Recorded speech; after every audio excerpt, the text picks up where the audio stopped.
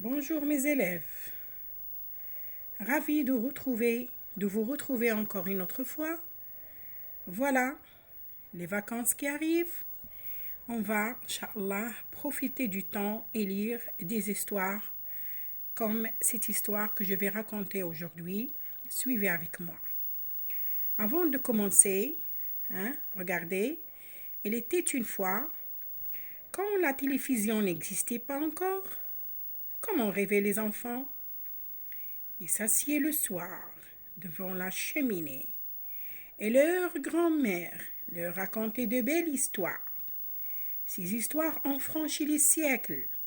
Elles fascinent toujours les enfants et les grands-mères continuent, comme avant, à les raconter ou à les écrire dans les livres. Le livre que voici a été écrit par une grand-mère. Ces contes lui ont été narrés par sa propre grand-mère, qu'elle-même les tenait de la sienne, et qui sait peut-être plus tard les transmettez-vous à vous, petits enfants. Alors, suivez avec moi.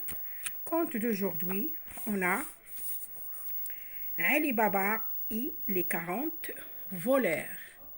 Ali Baba et les 40 voleurs. Ali Baba se promenait dans la forêt. Avant de commencer, je vais vous montrer des images. Regardez. Ali Baba. Comme vous voyez, Ali Baba est dans la caverne. Regardez. Il y a des jarres remplis d'or. Vous voyez. Regardez encore. Ali Baba. Ali Baba avec sa femme. Ici, il y a les 40 voleurs, comme vous voyez. Ils ont des sacs sur leur dos. Voilà.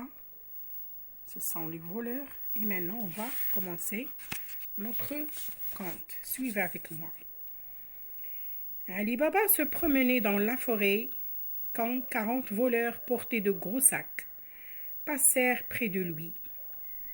Il les suivit discrètement. Parvenu devant une caverne, le chef des voleurs dit « Sésame, ouvre-toi !» La porte de la caverne s'ouvrit. Les voleurs déposèrent leur butin à l'intérieur, puis s'en allèrent.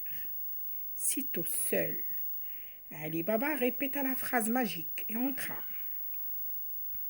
La caverne était pleine de sacs remplis de pièces d'or.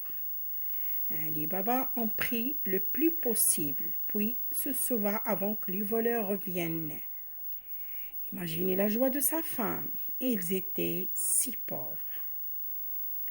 Elle s'empressa de raconter l'affaire à sa belle-sœur, qui en parla à son mari Qassem.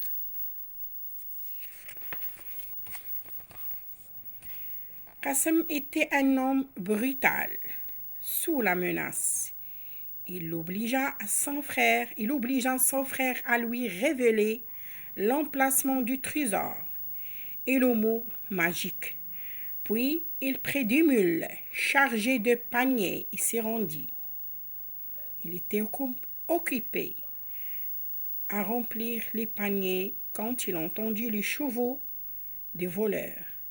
Vite, il chercha le mot magique pour rouvrir la porte et se sauver. Mais, dans son affolement, elle l'avait oublié. Blé, ouvre-toi. Non, ce n'est pas ça. Orge, ouvre-toi. Non, Seigle, ouvre-toi. Qassem cherchait encore. Quand les voleurs entrèrent dans la caverne, ils le tuèrent. Puis, elles remirent les sacs d'or à leur place, sans remarquer qu'il manquait les pièces emportées par Ali Baba.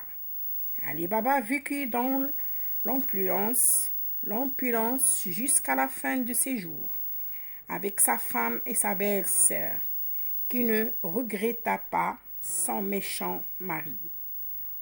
C'est la fin de ce conte. Regardez les images. l'a déjà montré. Hein? J'espère, mes chers élèves, hein, que vous avez bien compris ce conte d'aujourd'hui. Inch'Allah, après, on va voir d'autres contes et au revoir, mes chers élèves.